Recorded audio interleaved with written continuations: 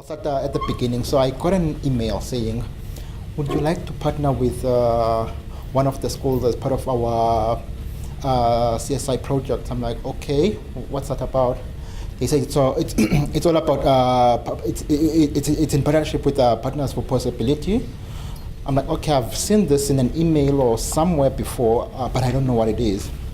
So okay, tell me more. So they gave the whole explanation about everything. Told me that okay, this is what it's about. You have to submit a couple of things. I'm like, okay. So I now go to my line manager, who's actually not here, sitting in London. I'm like, okay, this is what the business has proposed. What are your thoughts? She's like, do you think you can cope? Because you're all alone there, and then I don't want you to be overburdened with something that is not work related. I'm like, no, it's fine. Let me just gain more information. So we had our first session with Charline. Okay, like you could see the passion once they were explaining what this is all about. And I'm like, okay, yeah, you're selling it now, huh? So okay, yeah. Then we move from there. So so now Nikki goes and introduces me to Charline. She's like, okay, we get there. I'm like, I get that. This woman, I can see she's like, it's busy everywhere. And then I'm like, but the thing is, one thing that from that moment that actually still resonates with me is the passion she has for what she does. You know, a lot of the times when you see teachers and principals, it's all for them. It's like a job. For her, it's something different.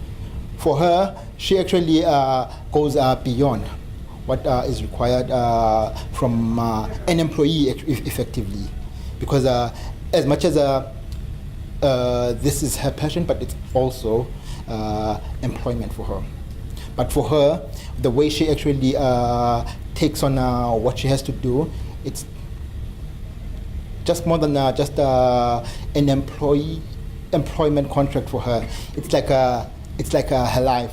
She actually calls the learners her kids. So like, I want to make sure that my kids are okay.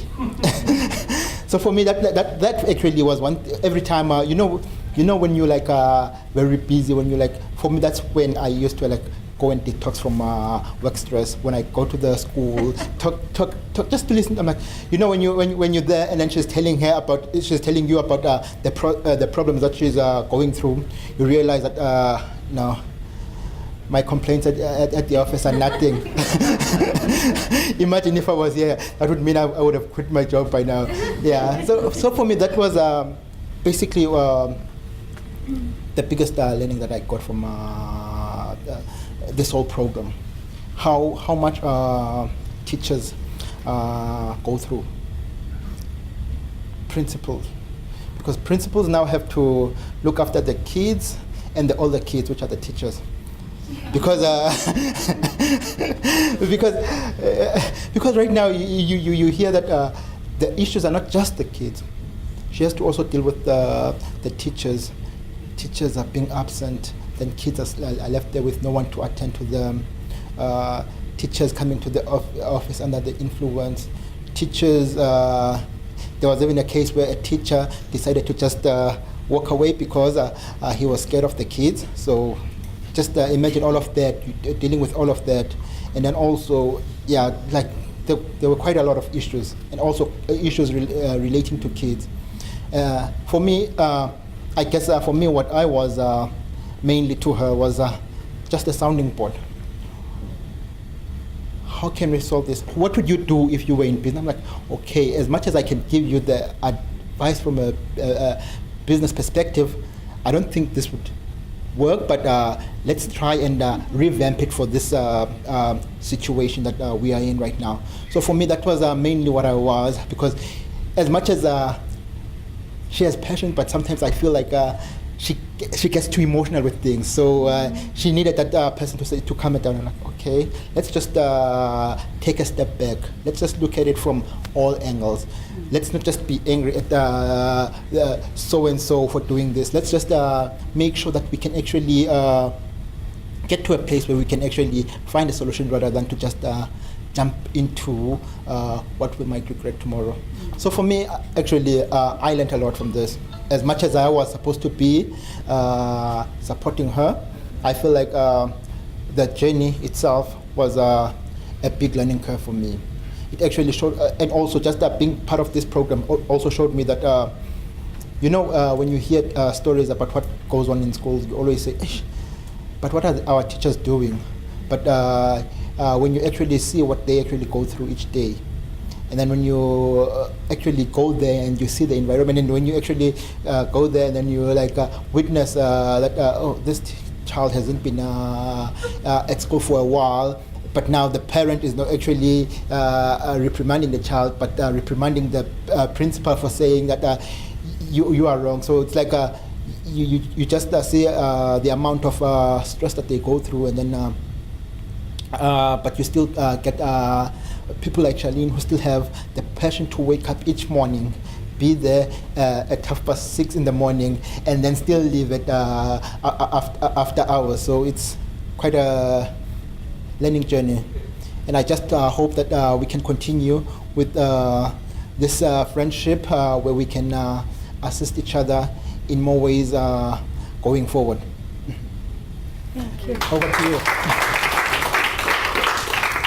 Good evening, and special thank you to Sivuyile. In his silent way, he comes across quite loud, especially when we're sitting in the office, because he'd come early morning.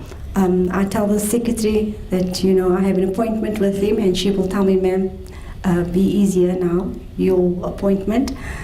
And he never has coffee, so yeah, he'll have water. So I didn't have to go that way because others had a coffee date. But he would listen, and I needed that.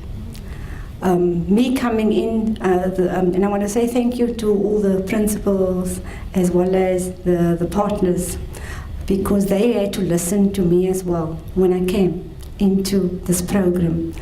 From the days, because I've seen Bungiwe again, it's from our mutual time, and then, so for me, Sivuyile had taught me something. I need to listen. He'd come back and say, you need to have your one-on-ones with people. And not be that clinical. Because with me, I'm a systems person. I need structure. And I need the plan. And I need to follow the plan. And sometimes it doesn't work. And especially with children coming from the townships. With his last visit, he said to me, there were so many children still in the park. And I felt like leaving him and going down to the park. And because I know when they see me, they will run to school. Because I do that quite often. So those are real challenges that we have. Because children are commuting into school. And the city is a wonderful place.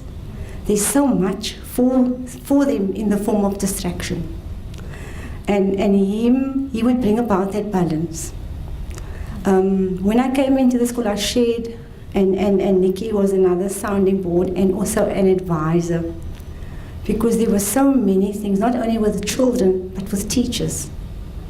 And I said thank you to her, and then her introducing me to equal education, and the legal team supporting me, because there are teachers out there and they're not in this to teach the children and to care and to be passionate. And we were successful in actually having a teacher dismissed. But there's the repercussions. Earlier on in this year, for the first time ever, the school participated in athletics, which for me was a wonderful thing, just to see my children enjoying themselves at the stadium. All of them got there on their own, whereas other kids, because the children live in the community, they are bussed into the stadium. My children walked from the station to the stadium, and they all got there. And I went and I, sat with them and just chatted, and then I had to see that they leave, because they needed to commute back home to the township. But I take my hat off to those children, but they needed to be exposed to that because they had never ever been to an athletics meeting. So instead of interacting with the other kids, they were more in awe of what was going on because there were about 11 schools and they'd never ever experienced that. So for me, that was a big thing. So that's like a win and a tick. And those are the things that I share and I celebrate. When my school improved in 2017 to 2018 by 16% with the grade 12 results, that was a feat, despite all the challenges. But I had the sounding boards and I had you guys.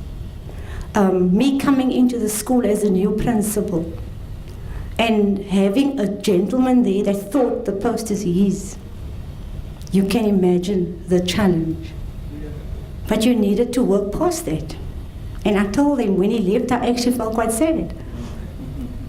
Instead of being jubilant, this man is gone now. But that is not what it's about. So we lift each other up, we hold each other's hands. And it's about my children at the end of the day. I take ownership of them, these possessive pronouns, they're mine. And because you don't know what those children's traumas are. And I realized my teachers too had trauma. And that's why there's a clash. Because the way in which we teach, and our classes that are so big, I have a class, a grade 10 class of 52 children. Today the teachers were saying that we need to do something about that in the new term. And you're the principal, you need to sort it out. So you need to find ways and means because it's futile. The children are living in a house where it's overcrowded. Now they come to a classroom that's also overcrowded. And those are the things that I look to. And so therefore I go and I ask others, what do we do? And so I'm extremely grateful when I have people that I can speak to and share things with. And then I can go and I can think about it and how do I implement it in my context. So we have a plan now. I'm so pleased. I mean, I came late because I was busy with my reporting and the schedule and all those things because I believe the kids need to get a report on the last day of the term. And teaching time is precious. And I'm so proud of the matrics that they've done so well this term. But you need to now keep on the momentum because you need to put the structures in place. Because I told him that we've set the target, now we need to get beyond 80%. And last year, for the first time in the history of the school, we got one candidate who had 7 A's. And we celebrated this young man. And not only that, he was also part of my August quiz team because there was a lot of pioneering, a lot of firsts. It was the first time that Vista High School had participated in the August quiz. And they ended 4th, which was great. The first time many of them went to the Baxter Theatre. Wednesday passed, the kids went on the red bus. Yes, they paid their own. And many of them, there were 2 girls, it was the first time they'd been at the waterfront. And those are things that we take for granted. Because I was still teasing, but you were supposed to put on your uniform. And they came and they showed off their casual wear. But, these are things that we take for granted, and these are little pearls and gems that you leave with the children. They will remember that, how you made them feel. And so when I was saying I need to get another little room at my office because all the problems are put there. I shared with them, I showed them photos last year because I do a sweep of the building. And we found more than 1 kilo of dagga hidden under the stairwell. And so now you know where's it coming from. The children told me if it was a colored kid, it's in bankies. If it's a black kid, you get the whole bag. And so I'm like, what? And I mean, if the dogs had to come into my office, sure, and the police, I would have been arrested. Because I had this thing in my office for weeks. And then I do, you need to do all these things. And not only that, I teach. Last year I went in and I felt so good because I taught the matrics myself. I went in and I taught. This year I teach. I'm trying to lay a foundation for the 4 grade 8s. So I teach all the grade 8s. And you need to run the school. But fortunately we only have 600 children. I was speaking to Owen, he's got 900 kids. But I've only got 600.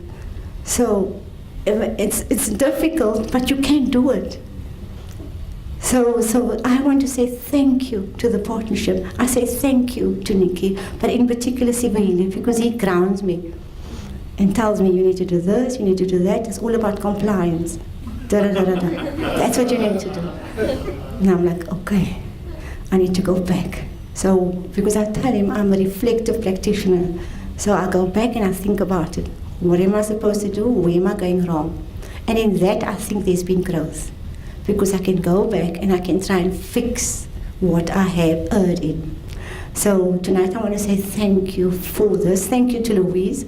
There's so many because I was at the Principals Academy last in 2017, and many of my colleagues, they're not only my colleagues but my friends that are with Partners for Possibility, and I tell them about our community group 26.